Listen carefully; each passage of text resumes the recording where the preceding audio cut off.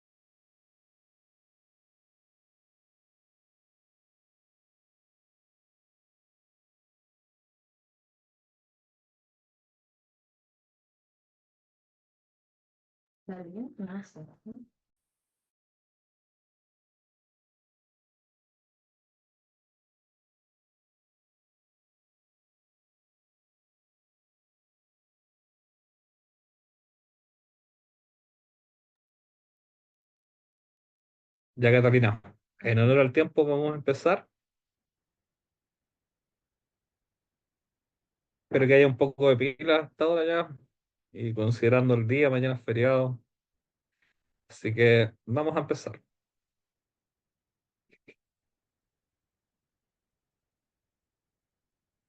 ¿Puedes ver que Catalina? Hola, profe. Sí, sí se ve. Ya, bacán, ya bacán. A ver, vamos.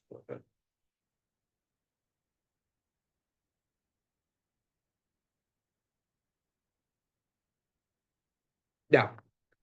Bueno, este es el módulo 2 del ramo de simulación.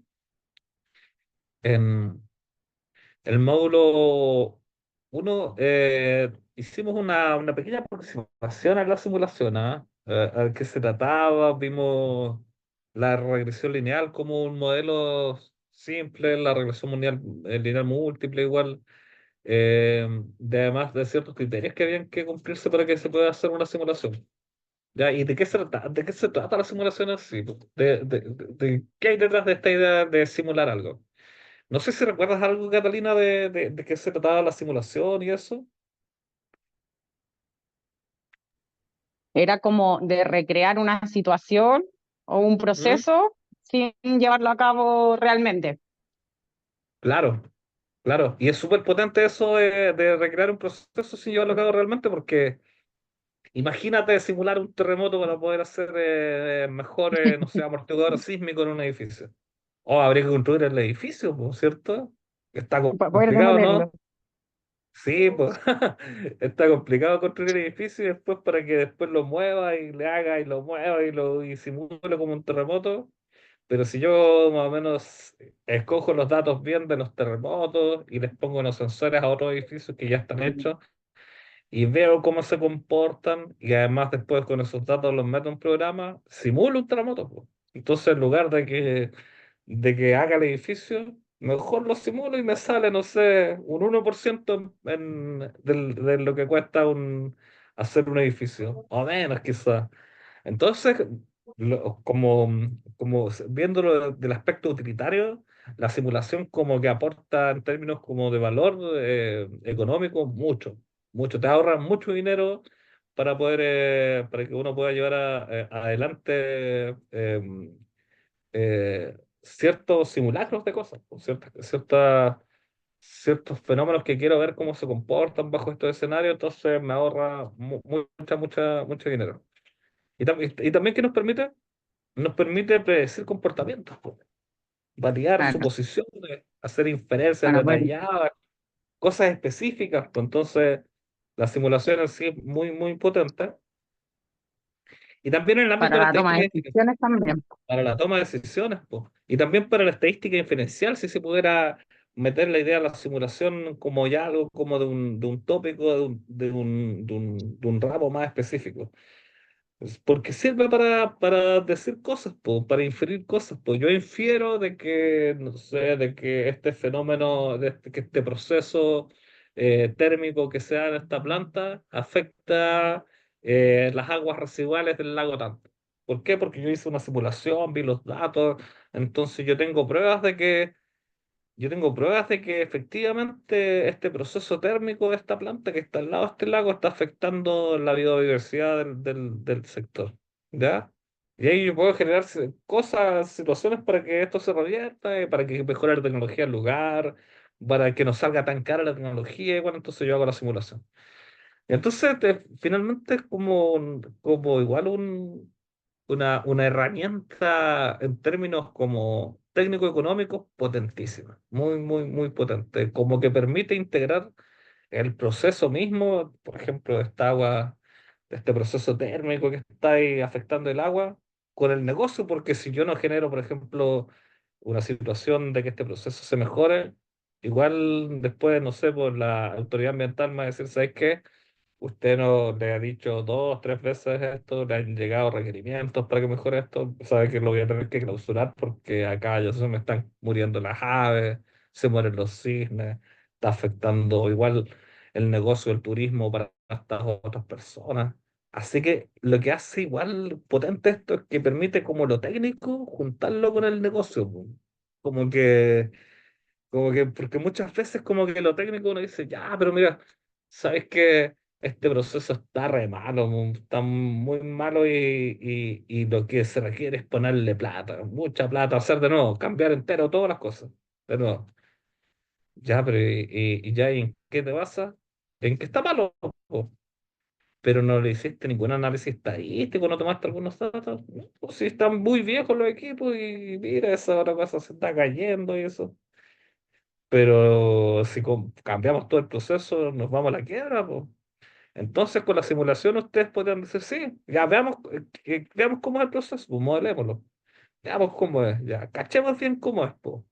Y tomamos datos y todo eso, y después cachamos que logramos ver que, mira, es esta máquina específica la que está acá, la que produce más problemas según el modelo, ¿ah? Ya, entonces vamos a cambiar esta y no vamos a cambiar todo el proceso. Entonces ya no nos va a salir un ojo a la cara a comprar esa máquina simplemente. Ya y vamos a poder hacer un mejor proceso y a la vez vamos a permitir que salga a flote económicamente nuestra empresa. Entonces eso es lo que permite la simulación igual, pues como unir estas dos cosas, la voz del proceso y la voz del negocio. Y acá vamos a ver, en este módulo vamos a ver cosas un poquito más técnicas, pero que nos vamos a tratar de bajar lo más posible. Si tienes alguna duda, Catalina, te lo agradezco mucho que la hagas, o algún comentario o alguna experiencia que tengas respecto a esto, muy agradecido de que la hagas. Ya, profe. Pero, ¿qué es una hipótesis entonces? Eso es primero, porque esta palabra es un poco rara. A ti se te ocurrió más o menos o tienes como ideas de qué se trata una hipótesis, Catalina? Podría ser como lo que se espera de ciertas cosas. Claro, claro que sí, bien, muy bien. Sí, porque yo hago una hipótesis de algo, yo digo, esta cosa, mira, este fenómeno, el clima, yo veo estas nubes acá, el viento está de tal forma, o andaba con polera, me empezó a dar frío, yo creo que va a llover, ¿ah? ¿Y por qué dice eso? No, porque mira las nubes, mira el clima, mira la temperatura, mi hipótesis es que va a llover mañana. Ya, pues eso es una hipótesis, pues. Entonces una hipótesis es algo, es una afirmación referente a una población, un fenómeno, un sistema elaborada con la finalidad de ser puesta a prueba para verificar si es razonable esta afirmación, pues, mediante el uso de datos. Entonces yo digo, ya, sí, po. Mire, yo creo que mi hipótesis es que va a llover. ¿Y qué te vas a mirar? La temperatura, cuando va a llover, pasa este rango. Yo medí la humedad, la humedad relativa del aire durante todo el día. Y a la vez vi los mapas sinópticos en la tele, me metí a Windy, igual me metí me metí a la Dirección Meteorológica de Chile, mira, y saqué unos datos, y según estos datos, yo digo que sí, po. Entonces yo corroboré mi hipótesis. Entonces la prueba de hipótesis es un procedimiento basado en la evidencia muestral. La evidencia muestral en el sentido que la mayoría de los fenómenos, la mayoría de los sistemas, la mayoría de las poblaciones es muy difícil de poder medir a todos, po. Y por eso es que los censos no se hacen todo el tiempo, sino que los censos se hacen cada 4 años, cada 5 o 6 años, dependiendo de la zona geográfica o el país. Se hace porque requiere un enorme esfuerzo de medir todo, po. Entonces, lo que se hace en la práctica es agarrar una muestra algo más chico que cumplan las características para que yo pueda dar cuenta de que con esto chico yo voy a poder decir cosas de la población, ¿ya?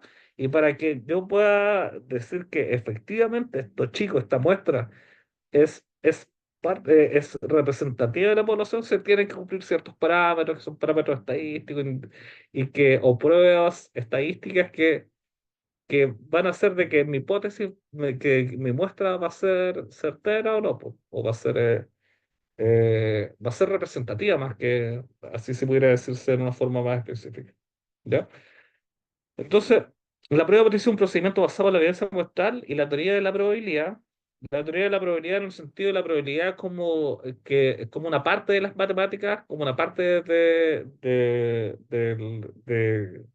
la teoría estadística igual que tiene que ver con probabilidades, con que de acuerdo a los datos yo infiera cosas que van a pasar, ¿ya? ¿Cuán probable es que yo me gane el quino? ¿Cuán probable es que me rompa una pierna saliendo de la casa? ¿Cuán probable es que yo me caiga en la tina? Entonces yo meto ahí a análisis estadístico, yo uso probabilidades, hay muchos métodos, fórmulas, técnicas probabilísticas para poder saber esto, qué va a pasar más adelante.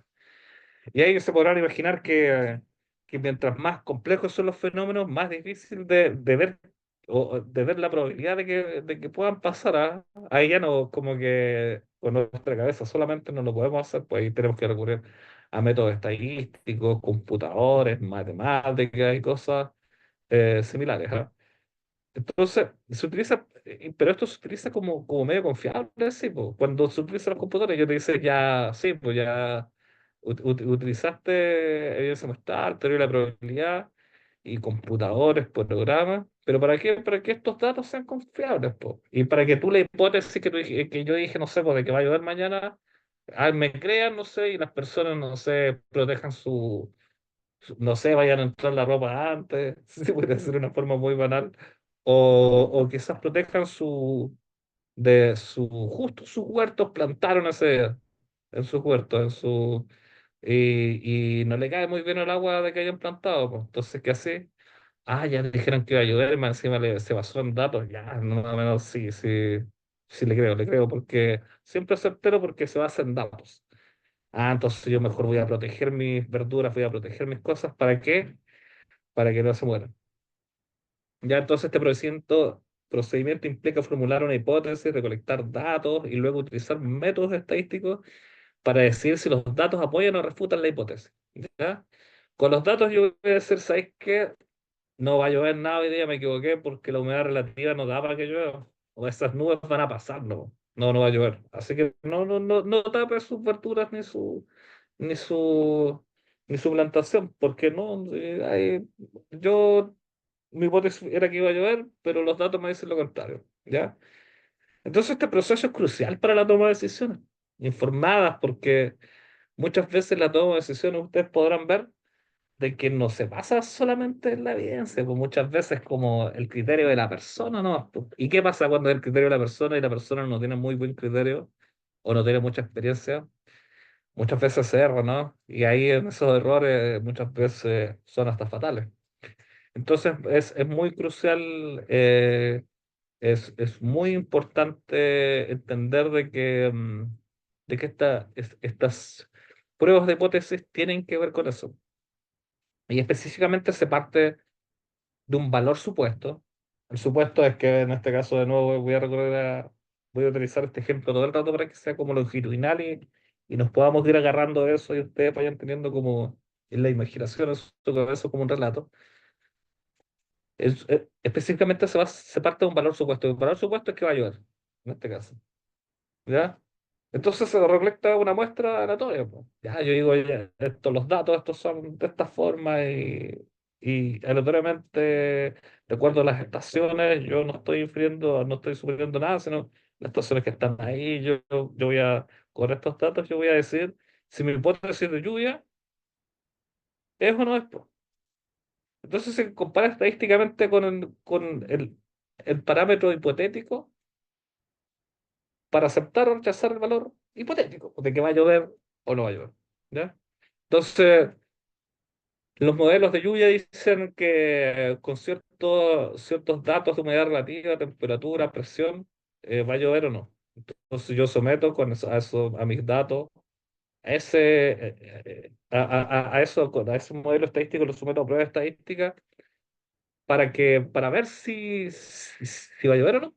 ¿Ya? Entonces la validez de una hipótesis se determina a través de lo riguroso del análisis de los datos recolectados, los cuales nos permite realizar inferencias confiables. Por eso es que en estadística igual se transforma en un problema, esto en un problema práctico y técnico, porque muchas veces los datos no son muy buenos. ¿Por qué? Porque, no sé, po, en lugar de que tomaran la temperatura bajo techo para poder tomar la temperatura real, la tomaron al sol. Entonces, en lugar de que le dieran 25 grados, le dieron 35. Y con esos datos va a ser esa inferencia. Entonces, los datos recolectados igual tienen que ser confiables, igual tienen que ser rigurosos, igual tienen que ser longitudinalmente estables, porque no es lo mismo, por ejemplo, si yo tomo un dato cada, cada 15 minutos que lo tomo un día y lo tomo 15 minutos como reloj todos los días, 15 minutos. Cada 15 minutos tomo el dato de la temperatura, cada 15. Lo tomo en computador, sí, pues yo lo programo en el computador, tiene una sonda y esa sonda, ese sensor me va a través de un timer, me va arrojando cada 15 minutos cuánto es la temperatura. 15 minutos. Entonces después eso lo rellenan lo mete en una base de datos y no sé, a las 10 de la mañana 10 grados, a las 10:15 10,2, a las 10:20, a las 10:30 tanto. Ya entonces, parejo en el tiempo. Muy buenos datos, pues. Más encima lo tiene bajo techo, cumple los criterios, no sé, la Dirección General de Aeronáutica Civil o de la Dirección Meteorológica de Chile, de cómo se deben tomar las muestras de temperatura, ya, bien, así criterioso para tu cosa. Pero hay otra base ahí que no está muy buena, porque el hombre que tomaba las cosas se fue, entonces quedó como un ayudante que recién, no sé, está entrando a trabajar y que al parecer no fue muy bueno en sus clases, y en lugar de tomar de 15 en 15, de repente toma de 15, de repente toma de 1 hora, o se lo olvidan y lo toman todo el día. Entonces los datos no son muy buenos, pues. Yo no voy a ver muy bien longitudinalmente lo que pasa y se transforma en un problema. Es un problema, pues sin duda, porque tus datos no van a ser fiables, pues. Después yo no voy a poder tomar inferencia con los datos si va a llover o no.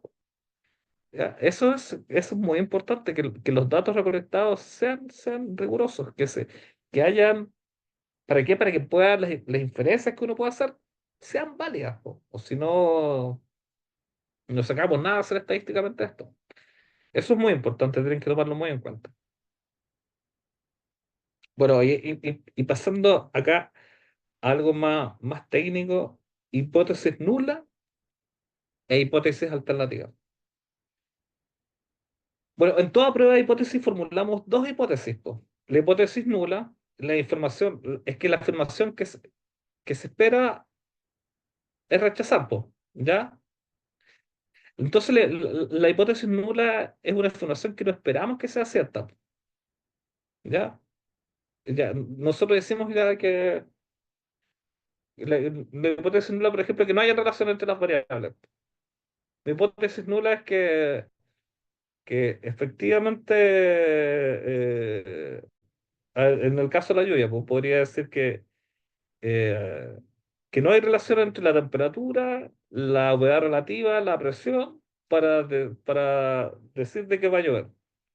Y entonces yo lo someto a unas pruebas estadísticas y yo digo, no, pues si generalmente se hace eso, entonces yo veo cómo se comportan mis datos estadísticamente y ahí yo rechazo eso, porque yo sé que otras personas lo han hecho y que se ha hecho a través del tiempo de que efectivamente estas variables están unidas y me van a permitir saber si va a llover o no o va a llover. Yo rechazo la hipótesis nula.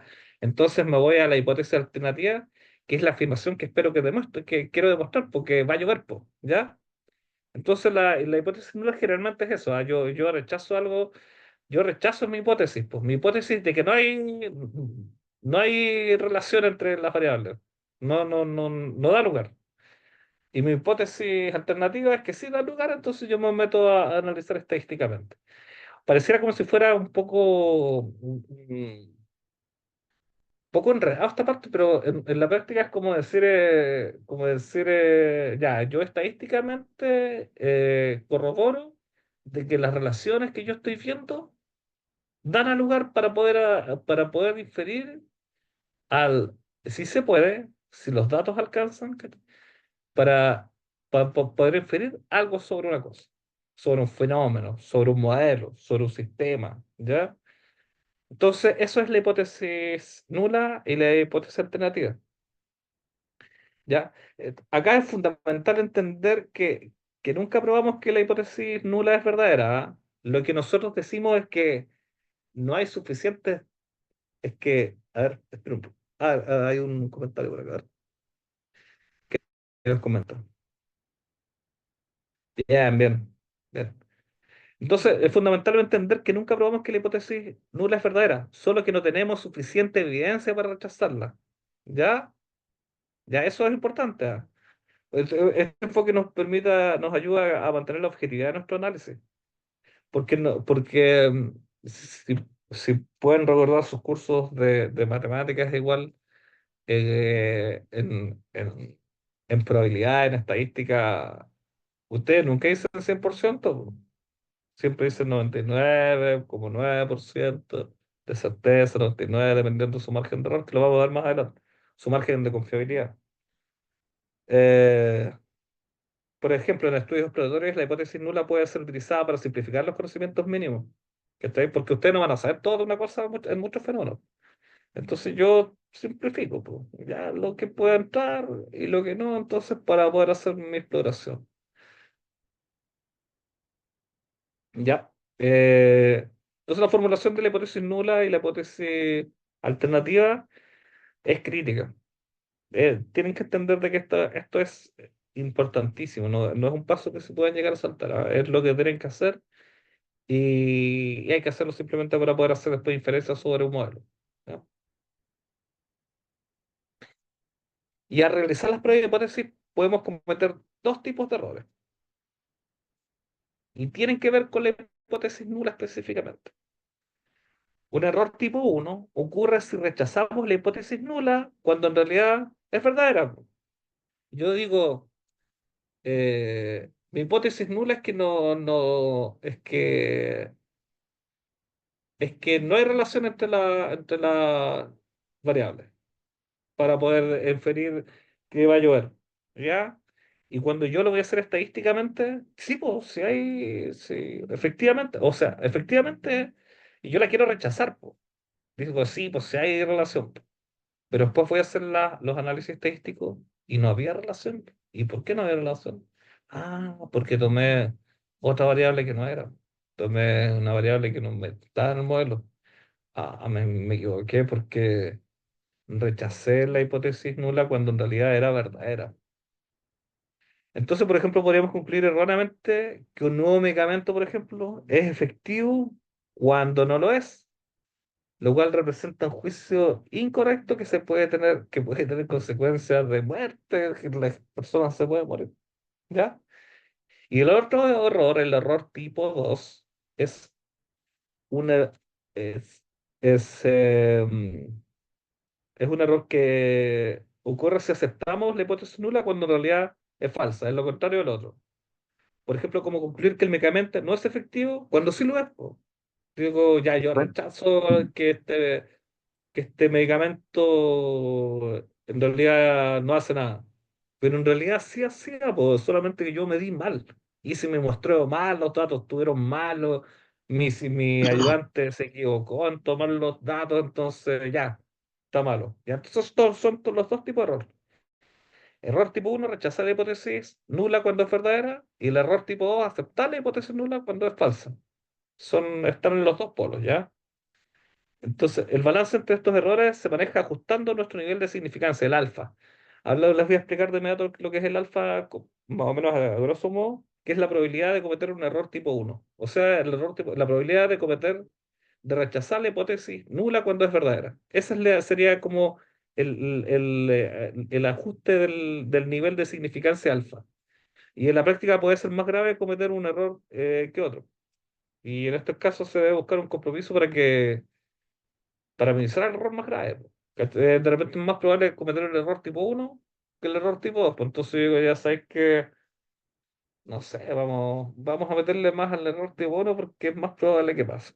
Además, aumentar el tamaño de la muestra puede ayudar a reducir ambos tipos de errores. Eso es lo que casi siempre se recomienda. Que si tú tienes un error de tipo uno o un error tipo 2 que sea un poco menos, pero un error tipo uno, si tenés un error tipo uno, ya sabes que tenéis muy pocos datos, sabes que tenéis que aumentar tus datos porque si no vaya, tu hipótesis no se van a cumplir. O veamos, pues si tu hipótesis es buena o mala, ya si aumentar los datos y vuelves a salirte el error tipo uno, ya no, tu hipótesis definitivamente no es verdadera, por ejemplo. ¿Ya? ¿Acá alguien preguntó algo? no, profe, es Ah, que, claro. Coméntame bueno, nomás. Cristian, claro, buenas tardes. Lo que pasa es que yo, buenas tardes. bueno, mi trabajo es como, hacemos como protecciones eléctricas, digamos, y trabajamos Ya, con alta lógica. Entonces, para nosotros lo que ya, está usted indicando acá es, claro, es como un sí negado, un no negado, un or no negado, claro. en cuanto a las posibilidades que pueden ocurrir. Y si no se concurren dos sí, se concurren dos no. Sí, en el fondo yo lo veo más o menos como de esa forma, Sí, sin ah, duda. Sin duda. Muy llevándolo, buen ejemplo, Cristian. digamos, llevándolo, digamos, a mi lógica, digamos. No, no, muy bien, Cristian. De eso se trata, de eso se trata. Porque, claro, tú vas a hacer una afirmación y después la negáis y resulta que en realidad era afirmativa, po. De verdad ocurría, po. Entonces eso pasa en todo nivel, po. En lo técnico, como es tu caso, como es tu trabajo, o puede pasar, no sé, en una política pública de Estado, o puede pasar en una empresa que otra persona, no, sabéis que no leerlo. No, acá nosotros tomamos los datos, no tienen que usar bloqueador solo las personas porque acá la radiación es baja. Y después tu hipótesis se cae y después todos quemados, ¿cachai? En todos los fenómenos, en muchos fenómenos uno puede ver de esa forma la idea, pues, como los errores de tipo uno o los errores tipo 2, en muchas partes. Es cosa como que entiendan que uno va a rechazar algo que pueda ser verdadero, puede rechazar algo que es falso y que efectivamente es falso. Ya yo digo que rechazo algo que es falso y en realidad es verdadero, pues es lo mismo, ¿no? Es dos formas de ver una misma moneda. Gracias, Cristian. Profe, eso también es Dígame. como por ejemplo, cuando uno hace su tesis, ¿cierto? De hecho, plantea Sí, una hipótesis y tiene que demostrarla. Y también, si no me claro. equivoco, en algunas ocasiones piden eh, demostrar por qué no se cumplió la hipótesis, que en el Claro que fondo es sí, lo que po. estamos viendo. Claro que sí. Es que muchas veces uno, uno se va a equivocar en ciertas cosas, po, ¿cachai? Entonces uno tiene que demostrar por qué se equivocó, po, ¿cachai? Y eso igual es una forma de aprender. No siempre las equivocaciones son como, oh, me equivoqué y no aprendí nada, po. Entonces yo puedo describir igual cómo me equivoqué, po. Y entonces yo digo que ya cometí un error tipo uno por esta forma y influyeron estas variables, yo no tomé bien las mediciones porque efectivamente había un problema, no sé, climatológico ese día, había un problema con mi aparato que no logré medir bien la cosa, entonces yo seguí esto. Entonces mi recomendación va a ser, para poder hacer bien este procedimiento y no me equivoque, voy a tomar en cuenta que mi aparato esté en estas condiciones y que mi medición se vaya a dar en una situación que me permita de que yo no pueda, de que yo estadísticamente no cometa el error tipo uno ni el error tipo 2. Ya, eso igual es un resultado científico y es un resultado que ustedes pueden llegar a tener, po. Porque pasa, pues, si esto se trata de ciencia y no hay que como decir, como plantearse, yo lo voy a hacer todo bien de una, ¿no? De repente uno, como la mayoría de las veces, ocurre que la mayoría de las veces uno le va errando, pero como a pedazos, como, y a muchas veces le erráis completamente ya, pero ahí ya es otro problema, pero sí del error uno puede aprender, del error uno puede sacar cosas. Así que como tú dijiste bien, Cristian, claro, bien que se rechace la hipótesis nula, po. Bien, bien que veas dónde te equivocaste o cómo te equivocaste, ¿ya? Luego, como les comenté delante, como les comenté delante, eh, el balance entre estos dos errores se maneja con el nivel de significancia, que es la probabilidad de cometer el error tipo uno. Entonces, la probabilidad de rechazar la hipótesis es nula cuando es verdadera. Ya ahí se maneja con un alfa. ¿Y este alfa? ¿Qué es este alfa? Es el nivel de significancia. El nivel de significancia es denotado como la probabilidad máxima con la que estamos dispuestos a correr el riesgo de cometer un error tipo uno. Entonces lo que hace comúnmente usamos niveles de significancia del 5%, del 1%. Entonces, mientras más alto el nivel de significancia, más fiable es mi medición o claro, mi medición, po. Si utilizo, no sé, 50%, yo digo que porque la mitad de las veces es probable que me equivoque. Este es mi nivel de significancia. Si yo digo que el 5% de las veces yo me voy a equivocar. O puedo decirlo de otra forma, que el 95% de las veces probablemente va a estar dentro de esta campana de Gauss que les voy a mostrar más adelante. O el 1%, el 99% de que yo igual le acepto. ¿Ya? Ese es el nivel de significancia, lo que significa por ejemplo, a lo mejor, un ejemplo, si seleccionamos un nivel de significancia del 0,05, o del 5% si lo meten a significado, porque ahí va el 0,05 es del 1, entonces el 0,05 es el 5%. Estamos diciendo que hay un 95% de confianza en que nuestra decisión de rechazar la hipótesis nula es correcta. Este nivel se establece antes de recolectar y analizar los datos, ¿ah? Ya porque así se asegura que nuestras decisiones no estén influenciadas por los resultados obtenidos, ¿ya? Entonces, igual Pero, es técnico, profe, igual es técnico y económico, ¿ah? Porque cuando yo llevo un nivel de significancia más alto, yo tengo que hacer un muestreo más grande. Mi muestra tiene que ser más grande. ah, Y eso implica que yo tenga que hacer más gastos, ¿cachai? Voy a, no sé, en sí, lugar de tener a 10 personas tomando datos, voy a tener que tener a 20, 30. Entonces, igual es una decisión económica técnica. Por eso se toma igual antes y además mm, también porque estadísticamente, pero no influir el resultado de los datos, ¿ya?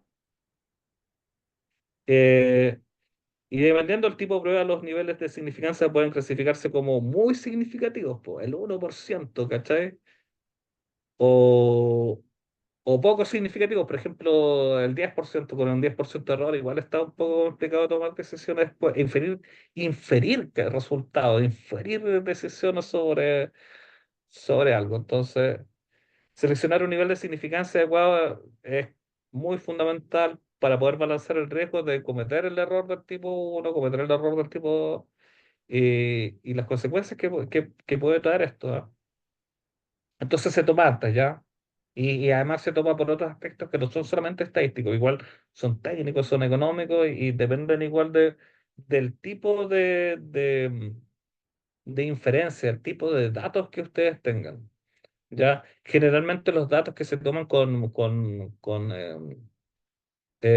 alguna máquina, con algún instrumento, cuando está bien calibrado, cuando ustedes saben que esa máquina está, si ustedes miden un volt, va a medir un volt mañana, va a medir un volt pasado mañana, ¿Por qué? Porque yo la voy calibrando bien. Cuando ustedes tienen eso, lo más probable es que no haya errores, po, ¿ya? Y el alfa, ¿cómo obtenemos el alfa, po? ¿Y cómo vemos y cómo lo mezclamos este alfa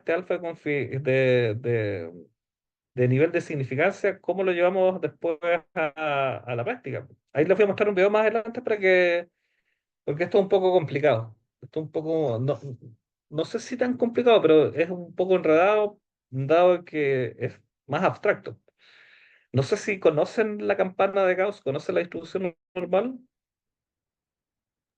Sí, profesor, yo por lo menos he visto la campana de Gauss, pero aplicada en la parte económica, Ya, sobre todo cuando son, más o menos, ¿qué te para acuerdas cuando, de la campana de Gauss, Cristian? a ver, el, sé que bueno, nosotros la aplicamos acá, se aplica en lo que son los medios leoninos, sí, en los incentivos económicos que se tienen acá en la compañía para fin de año, digamos.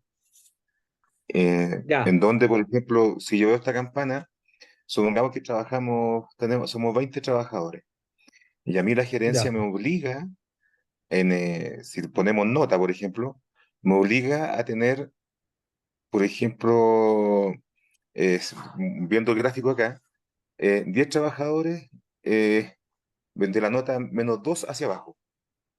Me obliga, ya, ¿ya? ya. Me obliga a tener en el promedio entre el -2 y pongámosle el 2 me obliga a tener, de los 20 trabajadores, me obliga a tener, supongamos, 10 trabajadores. Y como Mm, excelencia, me obliga a tener entre el 2 y el 4 los otros 5 trabajadores. Y tengo que mm, hacerlo, o sea, como yo lo evalúe, o sea, la evaluación es única, pero mm, en ese sentido nosotros lo vemos. La gerencia nos obliga a ya, tener, para pagar los incentivos, digamos. Pero claro. Porque está viendo cómo se instruye en general, como entre comillas, normalmente una muestra aleatoria. Eso es lo que descubrió Gauss, po. Que Gauss claro, descubrió que si aleatoriamente se tomaban unas muestras, y tú después eso lo podías representar en la probabilidad de que ocurriera una desviación estándar, porque esto están desviaciones estándares. Una desviación estándar lo debajo, dos desviaciones estándar, tres desviaciones estándar, cuatro desviaciones estándar, ¿con respecto a qué? Con respecto al promedio. Un promedio U, ¿ya? Entonces, cuando Gauss se dio cuenta de que fenómeno tras fenómeno, si tomaba rigurosamente un valor y tomaba otro valor, otro valor, otro valor, otro valor, y lo graficaba, siempre le quedaba esta campana. Siempre. Un poco más ancha, un poco más plana, ¿cachai? Un poco más alargada hacia los lados, o un poco más corrida del promedio, ¿cachai? Que esta campana está un poco más para allá, o está un poco más para acá del promedio. Cosas como la kurtosis, y parámetros que ahora no vamos a ver porque no entran dentro del contenido, pero igual vale la pena que ustedes se metan igual a estos parámetros que cumple la campana Gauss, que se quieren ahí profundizar un poco más, porque igual es un tema que como tú comentabas, Cristian, que se da en diferentes áreas, desde, no sé, desde las ciencias sociales hasta las tecnologías de la información, pasando por todas las técnicas de la ingeniería o las técnicas estadísticas. Es una idea que está muy presente en toda nuestra vida moderna. Entonces, dependiendo del tamaño de la muestra, ¿cachai? Dependiendo del tamaño de la muestra, eso es muy importante, que depende, mientras más datos, mejor. Pero muchas veces no podemos tener todos los datos, po, y ahí utilizamos distribuciones T. Cuando tenéis datos grandes, para n es mayor que 30 se utiliza la distribución Z, ¿ya? Y cuando tenéis datos menores que 30 utilizar la distribución T. La distribución T, la distribución, la de Gauss, más o menos se las conté. Y la de T, eh, la de T Stewart se llama específicamente. Y esta distribución la hizo una persona que trabajaba en una fábrica, que hacían, era una fábrica más chica, po. Entonces, ellos querían cachar errores dentro de su proceso de producción, po. Pero no tenían nenes grandes, pues tenían nenes chicos. Entonces, ¿cómo vamos a cachar los errores si, si nuestras muestras son muy chicas? Pues, ¿cómo lo hacemos?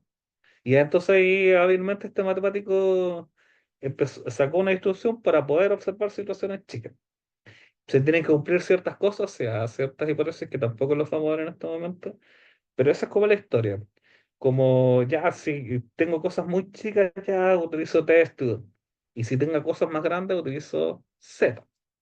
En la práctica, en la estadística, eh, mientras más números tengáis, mejor, pues más vas a poder ver el modelo. Pero como les comenté, muchas veces es una decisión técnica económica de poder obtener Z grandes.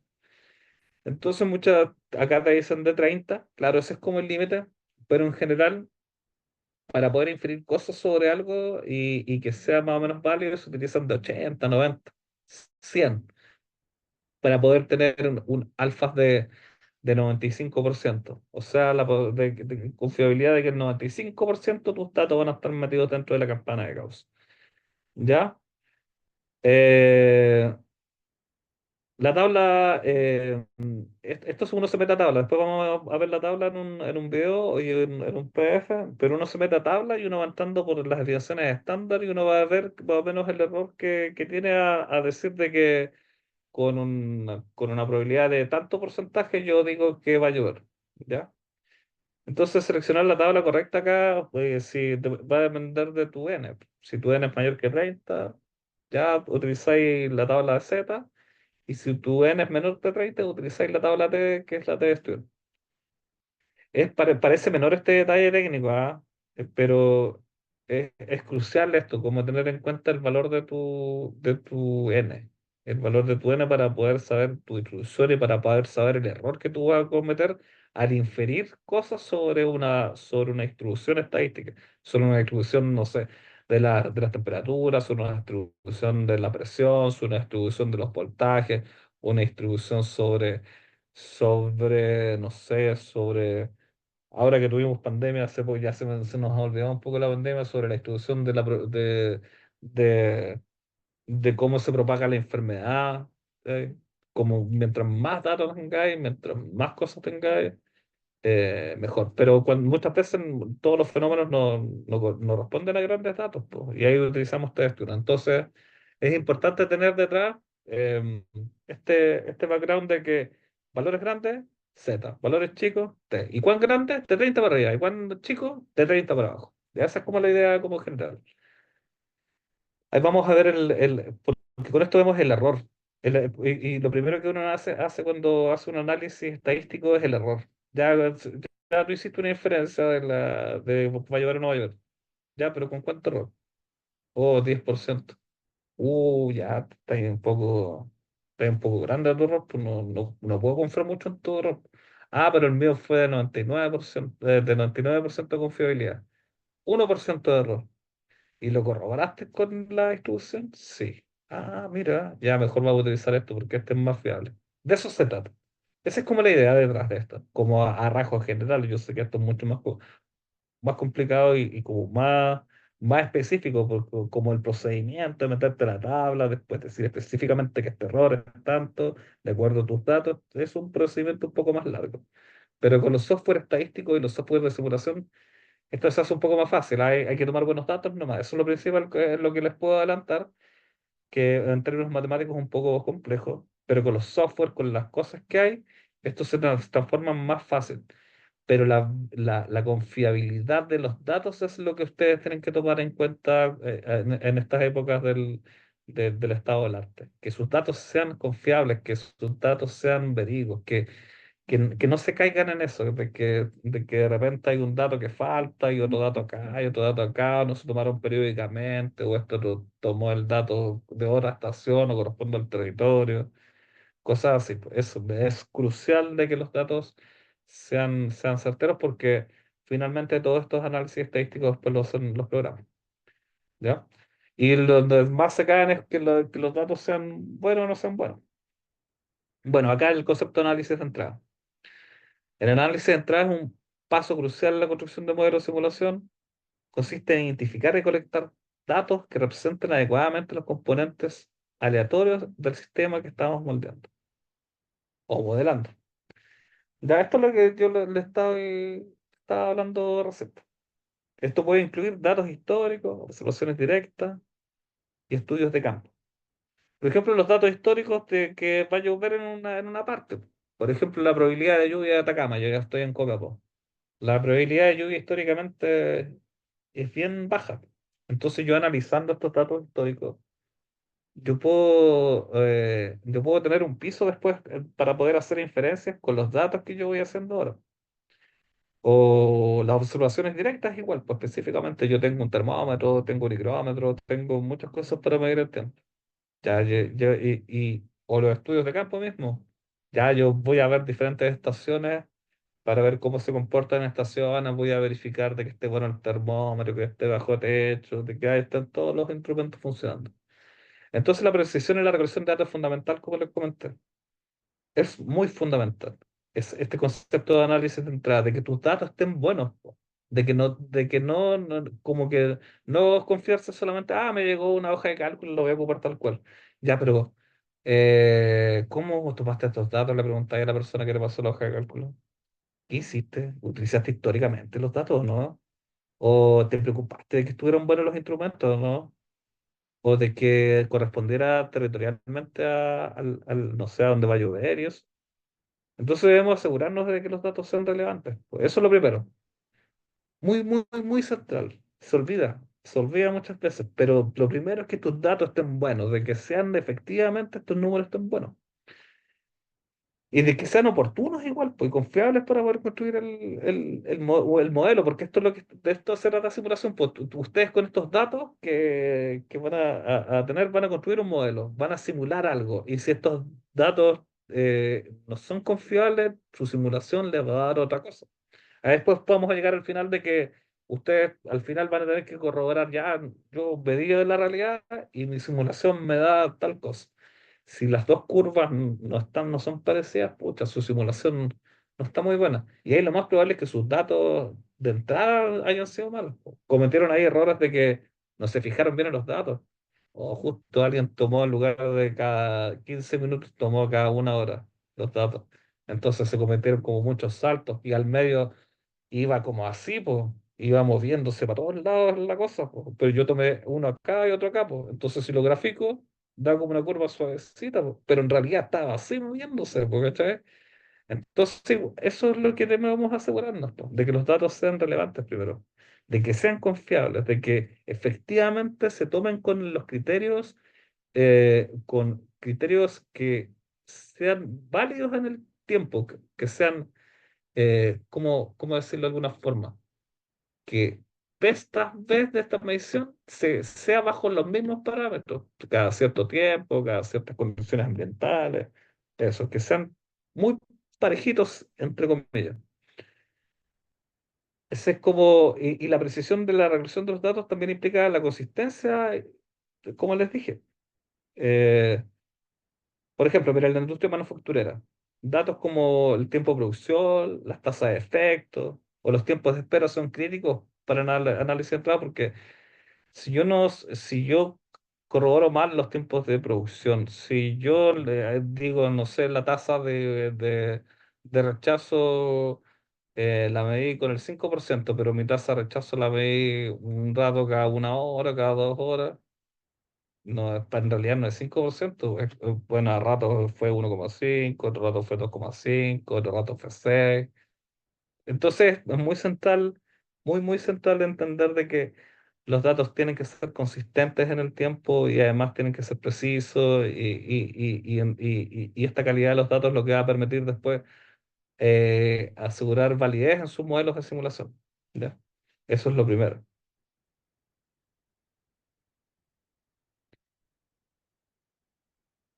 Eh, Entonces hay etapas en esto, po. La primera etapa del análisis de entrada es la determinación de que los datos necesarios, ¿ya? Eh, entonces determinamos qué datos son necesarios para construir nuestro modelo de simulación, po. Y estos datos se clasifican en tres categorías: estructurales, operacionales y numéricos. Ya, los datos estructurales incluyen información sobre la configuración del sistema, como por ejemplo, la ubicación, recursos y empleados. Estos datos proporcionan una descripción básica del esquema de configuración del sistema, identificando los elementos que se procesan y los recursos involucrados. Es como la estructura detrás, pues como en el proceso, no sé, de una fábrica química es lo grueso, pues lo grande, es lo que determina específicamente que el proceso ocurra. Después están los datos operacionales. Describen cómo funciona el sistema. ¿Cómo? ¿Cómo funciona con agua, con petróleo? ¿Qué procesa esa cosa? Entonces, y los tiempos de espera igual, los materiales. ¿Qué le meto a este proceso? Ya tengo lo estructural para que ocurra el proceso. Después tengo los datos que hacen que describen cómo, cómo específicamente el proceso funciona. Y estos datos reflejan la lógica del comportamiento, así como tú estás explicando delante en tu trabajo. Y tú cómo entendías esta hipótesis nula, esta hipótesis alternativa. Claro, pues, estos datos reflejan la lógica del comportamiento sistémico y son esenciales para entender el funcionamiento del sistema. Esos datos estarían a nivel operacional. Y finalmente los datos numéricos proporcionan información cuantitativa, como por ejemplo los inventarios, las capacidades de almacenamiento, los tiempos de procesamiento, el transporte, como cosas como más como operativas, como si los estructurales están como arriba, como si pudiera decir como el ethos de la empresa, como el corazón del negocio, el core del negocio, el core de su empresa. Los otros serían los operacionales, pues ya que describen cosas como las tasas y cosas así. Y de ahí están los más chicos, los numéricos, que ya son números específicos y cosas más chicas que están abajo dentro de la escala. ¿Y para qué clasificar esto? Porque tiene que tener un sentido hacer esta clasificación, porque quizás es una patraña que se pudiera decir que yo los meto todos juntos, todos los datos. No, pues no, no es así. Porque eh, los datos sustentan el modelo. Y si su modelo tiene sus variables en la práctica no están al mismo nivel y ustedes lo pusieron al mismo nivel, datos que son chicos pudieran verse muy sobre representados. La influencia de una variable, ustedes la subieron, no sé, por 10 y la metieron acá porque la metieron todos juntos, porque no hicieron la clasificación de los datos, pues. Metieron cosas estructurales con cosas del medio, con cosas chicas, y el chico lo subieron acá, entonces después, no sé, el chico dice que el dato chico implica que, no sé, porque dice, si se cambia, no sé, se abre una puerta, tanto rato, la producción baja 20%. Y después tú dices, oh, qué increíble, 20% no vamos a hacer eso. Entonces ustedes van a tomar decisiones. Pero, no, pero en realidad no pasaba eso, po. Pasaba que específicamente, no sé, en esa cámara de refrigeración te abrían la puerta 5 segundos y la temperatura subía, pero subía un poquito nomás, po, porque ustedes lo metieron al mismo nivel de la estructura. Entonces, esa clasificación es muy importante porque ustedes van a entender bien cuánto pesa dentro del modelo ese dato específico, al hacer esta clasificación entre estructural, operacional y numérico. Y la determinación precisa de los datos necesarios es fundamental para garantizar que el modelo de simulación sea completo y preciso. Y además que represente adecuadamente la realidad del sistema, pues. No pueden meter los mismos variables en las mismas cosas. Entonces, esta clasificación de los datos es importantísima. Tienen que hacerlo sí o sí. Segunda etapa del análisis de entrada. Uso de tablas y gráficos. Claro, pues, porque después tengo que ordenarlo para hacerlo. Entonces, después lo meto a un Excel, lo meto a al SPSS, lo meto a una hoja de cálculo, sea cual sea, y los meto allá. Estos van a ser, todos estos datos de acá son estructurales. Estos de acá son, eh, son datos operacionales. Estos otros datos de acá son numéricos. Ya los ordeno, los clasifico y los ordeno dentro de una tabla y además hago gráficos con eso. Veo el comportamiento de esos datos, cómo se mueven los datos más operacionales, cómo se mueven los datos más numéricos, cómo se mueven los datos estructurales. Se mueven diferentes que los estructurales y los numéricos. ¿Qué pasa acá que al principio, no sé, en esta operación, en este sistema, primero los datos se mueven en el principio? No sé, los datos numéricos. La temperatura se va, al principio está full, no sé, en una caldera, a la entrada. Y después cambia su régimen y se mueve de otra forma. Pero los estructurales se mueven como más por acá arriba. ¿Sí? la, o los operacionales. El rendimiento térmico del equipo se mueve acá a este nivel, entonces tiene otra curva. Ya, eso es muy importante para que ustedes vayan entendiendo de que hay datos chicos que acumulan otras tendencias. Por más que el dato se mueva con una forma, si tú los agrupas con otros datos, tienen otra tendencia. Y si tú esos otros datos lo ocupas con otros datos, puede que tenga otra tendencia. O puede que todo se mande de la misma forma. Y tú dices ahí, esto como que hay que escalarlo nomás. Como que este proceso, mira, se mueve tanto como se mueve chico como se mueve grande. Oh, qué interesante, ¿ah? Entonces yo podría escalar mi proceso simplemente. Esas son las decisiones que más o menos van a tener, po. Entonces yo en lugar voy a hacer la misma máquina, pero en lugar de cargarle 1000 kilos, le voy a cargar 100 toneladas y voy a subir por 10, 100 mi producción, ¿ya? Pero esos, sus modelos de simulación son los que le van a permitir eso. ¿Ya? Entonces esto es muy importante para poder ustedes que visualicen cómo se comportan sus variables para poder desarrollar después modelos.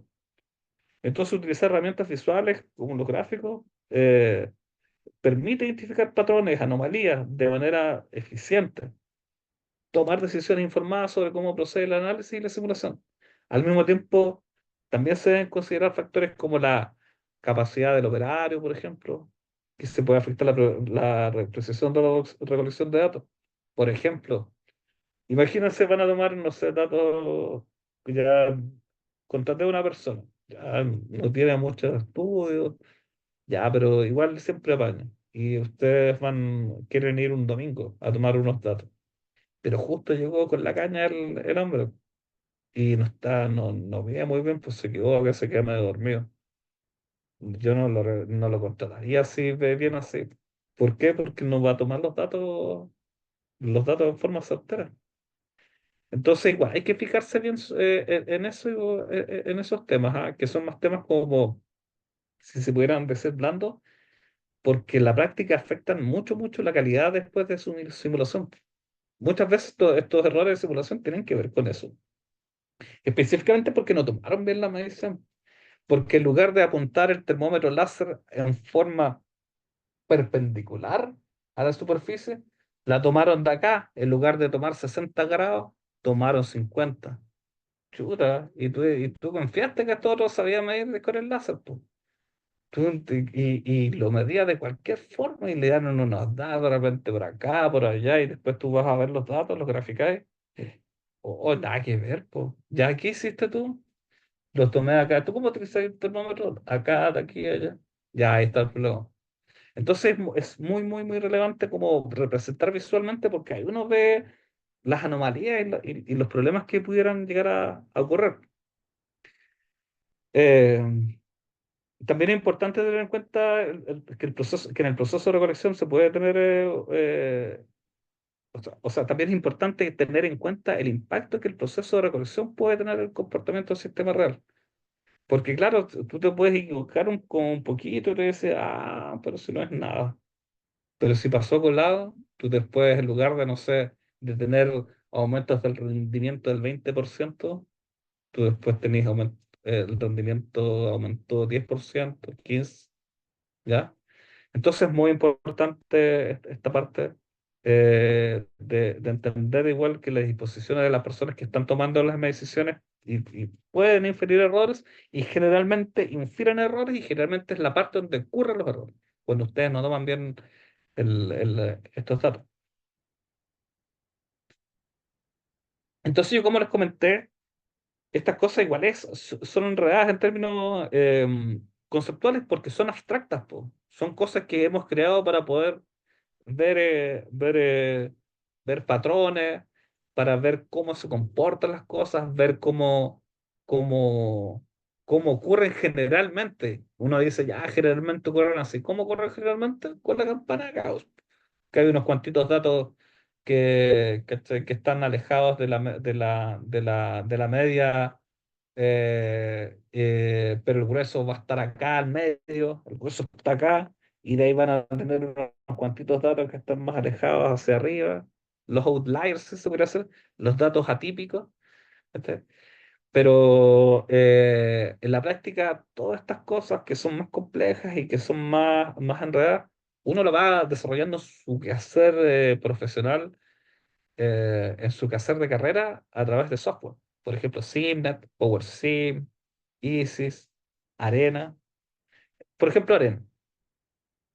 Arena es ampliamente utilizado en la simulación de procesos industriales. Entonces, con Arena se modelan procesos complejos. No sé, pues imagina hacer una fábrica química que tiene tuberías por todas partes, está lleno de reactores, tienen máquinas, motores eléctricos, boiler, tienen una infinidad de procesos, y todos estos tubos, estas mangueras, estas uniones eléctricas, todos parecen como de afuera, como un puzzle. Entonces, con arena ustedes pueden llegar de una forma ordenada, si ustedes modelan bien el proceso y ven ya este reactor tira dos tubos para acá, un tubo para acá y otro tubo para allá. Ah, ya, este ya lo dibujo acá. Y este otro reactor que viene acá tiene dos tubos y después va un boiler, después va una caldera, después se mete a otro proceso. Ya, si ustedes logran hacer bien eso, van a poder ocupar bien Arena o Synapse o PowerShell, pues, independiente del programa que ocupen, porque la idea es como general, porque no todos los programas son para todos, ¿ya? Por ejemplo, el de Arena nos permite identificar cuellos de botella, ¿ya? Y ya, ¿dónde está fallando la cosa? Acá justamente esta máquina no la ha cambiado hace 5 o 10 años, y claro, pues mi proceso yo veo ahora los modelos con arena. Oh, claro, y este es el pedazo acá que me hace que pierda todos los años, mi rendimiento vaya decayendo y los recursos vayan bajando. Y no era la persona que ocupaba la máquina, porque yo la eché, pues, era la máquina, pues. Y los programas como Arena permiten hacer eso, buscar, identificar cuellos de botella. ¿Para qué? Para optimizar recursos, para mejorar la eficiencia operativa. El otro, por ejemplo, es ISIS.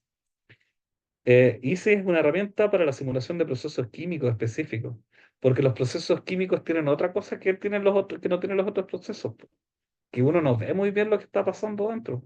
Entonces el programa sabe los procesos y te permite modelar detalladamente comportamientos termodinámicos, y además de mecánica de fluidos de sistemas que son complejos, po. Muchas veces por dentro los aparatos están hechos de una forma tal que su mecánica de fluido involucra que después los químicos se mezclen adecuadamente, que efectivamente el reactor funcione de cierta forma. Entonces, este programa, por ejemplo, ayuda a hacer eso. ¿Ya? Entonces, los software facilitan la comunicación de resultados, además, porque después tú ese modelo, ese cuello de botella, en lugar de que ahora yo se lo estoy explicando, po, yo se los podría mostrar, po. No sé, al gerente, al jefe, al encargado del área, yo se los muestro con esto. Mire, jefe, yo vi aquí con este programa, mire, específicamente acá con este modelo y me da esta curva específicamente. Entonces ayuda a comunicar igual. Y si tienes una buena comunicación, pues eh, puede ser muy probable, lo más probable es que vaya a solucionarse el problema. Muchas veces son problemas de comunicación cuando está la persistencia del problema. Ah, no comuniqué bien esto. Ya, yo cacho muy bien que esta cosa acá está mala, pues. Pero, pucha, nadie me entiende, po. Cuando lo voy a explicar, nadie me cacha. Ya, pues con los software uno puede hacer eso. Si de repente uno tiene problemas como para hablar, para ser más elocuente, para poder comunicar mejor, con las herramientas de software se pueden salvar y pueden sacar adelante, pero muy bien, este tipo de simulaciones. Ya. Y luego pasamos a una como a otro tema que son los métodos de muestreo. Como le dije, uno quiere inferir algo sobre algo más grande, pero en términos técnicos y en términos económicos no se puede hacer muchas veces. Entonces, ¿qué requerir un muestreo ya? De una parte chica yo voy a inferir algo de la población, de la parte grande. Yo no voy a ir a medir todo la tubería, voy a medir unas cuantitas tuberías que van a llevar específicamente la temperatura que sea en esta parte del proceso, ya ahí voy en mi muestra. Y tampoco voy a medir todo el líquido, pues. Yo voy a medir un chorrito nomás, pues, y ese chorrito yo voy a saber la concentración de tal químico y eso. Esas son las muestras, po.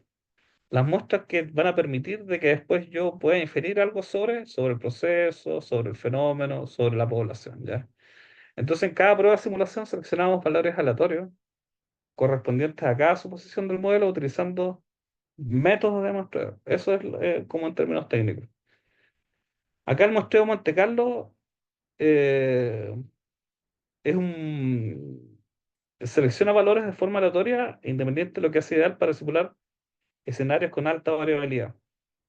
Eh, Escenarios con alta variabilidad son muchos. Generalmente en las plantas químicas se dan escenarios de variabilidad porque, tomemos el ejemplo del petróleo, por ejemplo.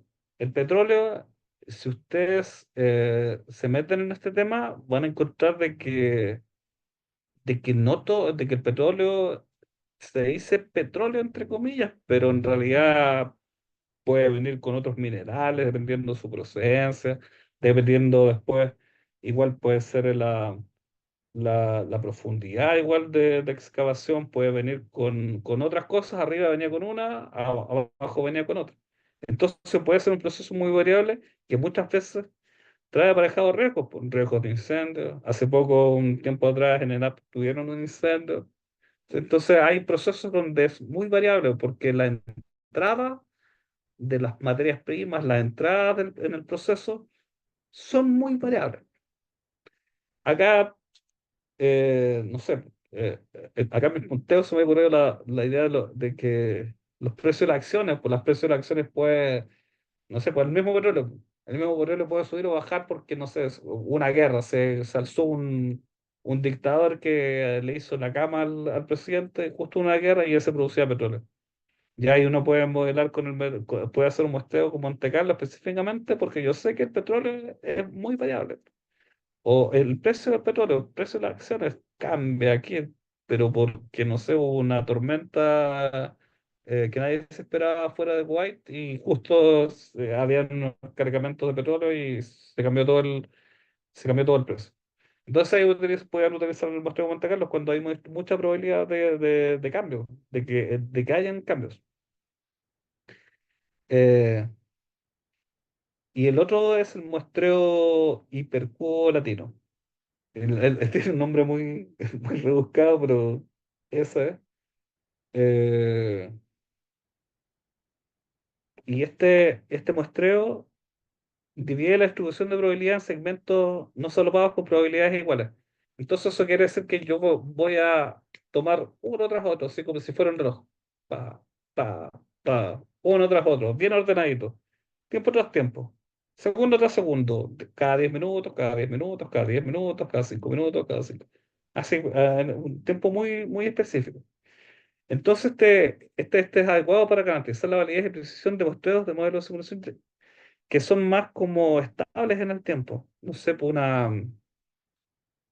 una planta que no tenga tanto procesamiento químico, que tenga como que sea, no sé, me estoy imaginando, no sé, una planta que hace madera. No cambia la composición química de la madera, ¿no? Entonces ahí uno podría tomar el método de hipercubo latino porque es uniforme, más o menos no cambia la distribución de la madera, más o menos los árboles son parecidos, y yo puedo modelar el proceso desde que entra el árbol hasta que sale un palo de 2x3 2x2. Yo puedo modelar eso porque es un proceso que no tiene tanta aleatoriedad. Esas son como las dos cosas, po. El muestreo de Monte Carlo con algo que mucha aleatoriedad, muy cuático, como los precios del petróleo y el otro, el mostró hipercubo latino más certero. ¿Ya? Esas son como las diferencias. Ya que había un ejemplo dentro de los PDF que ustedes tienen, porque esta información, esta materia está incluida en los PDF, toda está incluida. No, yo no estoy hablando nada que no esté incluido, lo tomo desde esa forma que se lo fui explicando, pero ustedes mismos, esta misma idea, ustedes las pueden leer en los PDF. Entonces acá había un ejemplo de cómo se aplican estas pruebas en una empresa automotriz. Yo copié acá algunas notas para poder decírselas con más precisión. Y acá hay dos tipos de pruebas. Las pruebas escuchan Edge dentro de la empresa automotriz y las pruebas Tear Down. Eh, ya, les voy a leer esto. ¿Ah? Eh, en un contexto organizacional, como la industria automotriz, realizamos pruebas como escuchan Edge y Tear Down para asegurar la calidad de los productos. Estas pruebas nos permiten verificar si los productos cumplen con los estándares establecidos. ¿Ya? Por ejemplo, la prueba Cut and Itch implica cortar una soldadura y medir el cordón efectivo para asegurar que cumple con las especificaciones. Cut es cortar, po.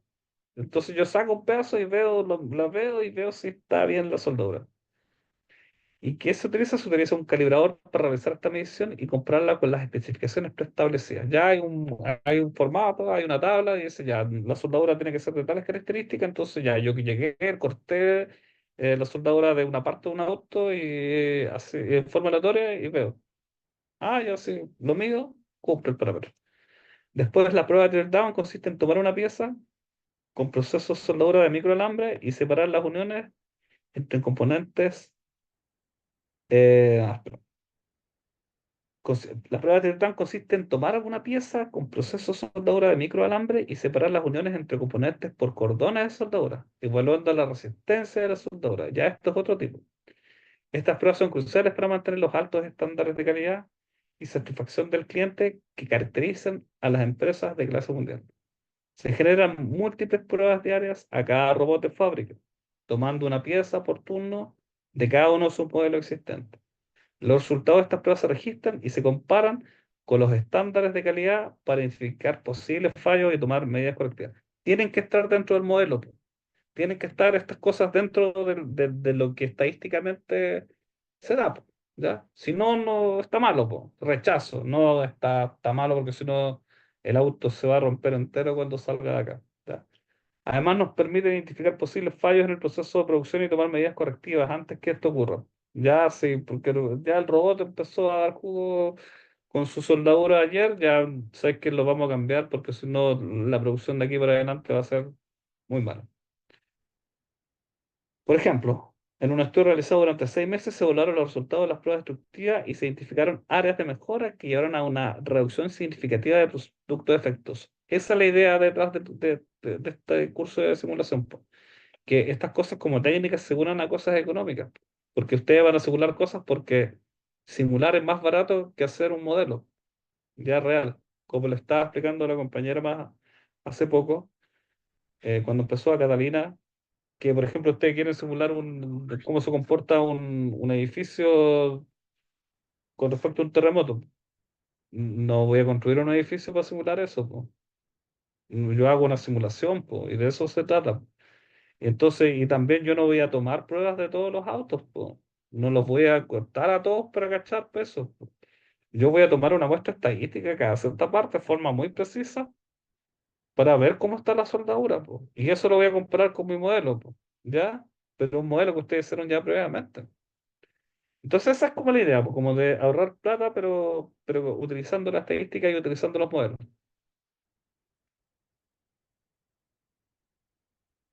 Sí, sin duda. Mecánica predictiva, sí, sí, sin duda, mecánica predictiva. Muy bien, hay buen ejemplo. Buen ejemplo porque muchas veces la mantención es, permiso, voy a tomar agüita. La mantención es reactiva, po. La mantención es reactiva cuando el motor ya está muriendo, o sea, ya falló, ahí lo voy a cambiar, po. Eres bombero. Después está ya la predictiva. Claro, porque la predictiva cada cierto tiempo, porque estadísticamente, bajo manual de esta máquina, de este proceso, yo tengo que cambiarlo en ciertas partes porque estadísticamente me dice que sí. Y después puede haber otro tipo de mantenimiento donde yo, a través de la recolección de los datos, yo me meto en el tiempo hacia el futuro, lo proyecto, simulo cómo se va a comportar el proceso en el tiempo, lo simulo hacia adelante, ¿ya? Entonces, este tipo de cosas como que son, son complejas, pero se ocupan todo el rato, son parte igual de la vida tecnológica, de la vida productiva que tenemos nosotros. Así que hay que tomarlo como de ese aspecto, como ya son complejos, pero además están presentes siempre en la toma de decisiones cuando las empresas ya rompen el cascarón y luego eh, van institucionalizando procesos buenos, van institucionalizando las ideas de la eficiencia, la eficacia, van tomando datos, hay una cultura de datos. Ya cuando logran llegar a eso, estas cosas de simulación, este tipo de pruebas son cotidianas y tienen que darse, porque la escala no te permite tomar decisiones, la escala de económica después, porque después no es lo mismo como tomar una decisión al ojo si tenías una empresa que no sé, está evaluada en 5 millones, que tomar una decisión al ojo cuando tu empresa está evaluada en 5 millones de dólares, ¿no? Entonces es fundamental tomar decisiones basadas en la estadística y ahí la simulación juega un papel fundamental. Bueno, y acá nos devolvemos un poco, pero yo estoy siguiendo el patrón del PDF que está en el curso. Entonces, para desarrollar una prueba de hipótesis, formulamos una hipótesis nula. Ya esa es la idea, lo que les dije antes. Y utilizamos simulación Monte Carlo para probar su validez. Esta metodología nos ayuda a tomar decisiones basadas en datos históricos y simulaciones precisas. Por ejemplo, podemos formular la hipótesis nula de que entre comillas, la proporción de productos defectuosos es igual a 5%. Luego, mediante simulación Monte Carlo, que es aleatoria, generamos múltiples escenarios basados en los datos históricos para ver si la proporción observada en nuestras pruebas difiere significativamente de la proporción esperada. En la metodología hipotética experimental se genera un modelo basado en los datos históricos recogidos y se valida mediante una prueba estadística de hipótesis para proporciones. Claro, pues me fijo cómo se comporta el sistema, cómo, cómo se mueve. La hipótesis nula se prueba mediante un modelo de simulación Monte Carlo con la finalidad de rechazar o no rechazar su validez. Este enfoque nos permite evaluar la validez de la hipótesis nula con un alto grado de precisión y confianza. La simulación Monte Carlo es particularmente útil en situaciones donde los datos son complejos o donde existen muchas variables interdependientes, proporcionando una herramienta poderosa para análisis estadístico y la toma de decisiones. Durante el estudio se registran los resultados de las pruebas de área y se comparan con los datos históricos para determinar si existe una diferencia significativa entre las proporciones observadas y esperadas. Esa es la simulación. Eso es. Yo tomo longitudinalmente, históricamente datos, hago un modelo con eso, después voy a ver las hipótesis y si se aprueba o no se aprueba, pero de acuerdo a cómo están estructurados los datos históricamente. ¿Ya? Y luego lo que le decía al principio, ustedes lo miden, po. O sea, lo comparan, po. Acá en rojo están los datos actuales y luego tenéis los datos históricos. Y acá uno ve, sí, pues se comporta parecido, ¿ah? Entonces, ¿qué pasa si se comporta parecido los datos actuales con los datos históricos de mi modelo? Ah, mira, mi modelo parecía que fuera medio certero. Entonces, el último paso para poder hacer después la validación es hacer esto, comparar tus datos que sacaste, tus datos actuales, con los datos históricos. Si tus datos históricos, si tus datos actuales difieren de los datos históricos, hay una anomalía. Puede ser el problema de los datos, ¿ah? O puede ser que mi proceso esté fallando. Entonces, difieren mis datos actuales de los datos históricos. ¿Por qué? Porque tal, no sé, en mi análisis después de la simulación, ese reactor estaba fallando, ya era muy viejo, ya hay que sacarlo. Entonces, en lugar de como imaginarse de qué está fallando, de tomar otras decisiones, no, si fue el operador, no, si fue el ingeniero es malo, saquémoslo. No, yo veo específicamente, tomo datos históricos y veo cómo se comporta con respecto al modelo, veo si hay anomalías, vemos si efectivamente se comportan parecido como la curva histórica o no, ¿ya? Y de acuerdo a esta evaluación de los datos, yo tomo decisiones, ¿ya? Esa es como la última parte. Y acá no les quiero leer esto, pero quiero dejárselos como igual como una conclusión que ustedes pueden leer en la diapositiva para poder, después como que, eh, como que puedan rebobinar un poco esta gran cantidad de conceptos de abstracciones, pero que finalmente tienen una salida muy práctica, como les comenté, que si ustedes tienen la paciencia y además el método y la precisión y además toman en cuenta todas estas cosas que, por ejemplo, el recolector de datos, que haya confiabilidad, que haya continuidad, que haya más precisión de los instrumentos y muchas otras cosas más dependiendo del tipo de datos.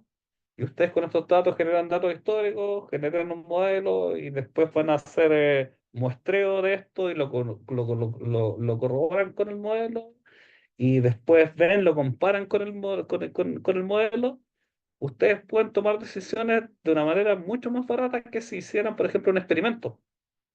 O que si construyeran un tremendo aparato para tomar decisiones, porque muchas veces vale la pena construir tremendos aparatos. Pero si ustedes son capaces de generar una simulación, de generar un modelo, de tener una cantidad de datos para poder hacer esto, es muy potente para la organización, muy potente para la empresa, para la institución, sea cual sea, porque ahí lo técnico con lo económico se juntan, pues, y son capaces de generar sinergia para que las eficiencias, para que haya más plata, eh, para que todos los procesos puedan seguir avanzando. Esa es como la idea general de esta idea de por qué ocupar hipótesis, cómo ocupar hipótesis y de por qué son potentes para poder después tomar decisiones. Eh, Cristian, ¿alguna pregunta, algún comentario? Catalina, ¿algún comentario, alguna pregunta?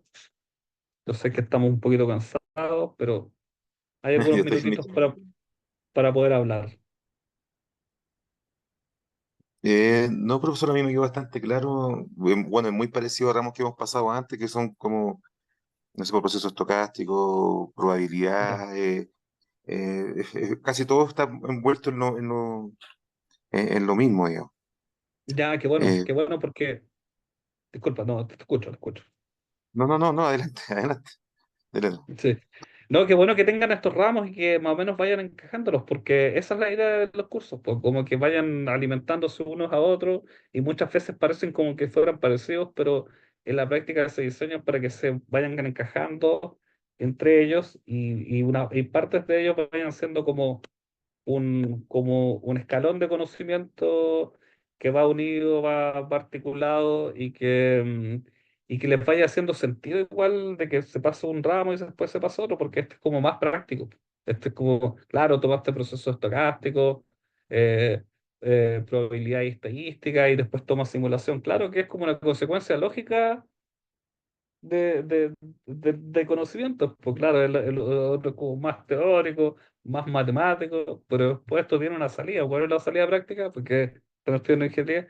La salida práctica es ahorrar dinero, es ahorrar tiempo, generar mejores condiciones, generar procesos más estables, cosas que son prácticas, porque finalmente afectan la vida del trabajo y la vida diaria de nosotros. Así que no, bien, súper bien ahí, Cristian, como que entender de que son cosas que ya se tomaron, pero ahora vamos más a lo práctico, a lo real. Catalina, ¿alguna duda, algún comentario? No, profe, me quedó todo claro. Está muy buena la clase también y como dice el compañero, claro, uno va uniendo los conocimientos anteriores y va sumando de a poquito cositas nuevas para que no sea tan pesado también.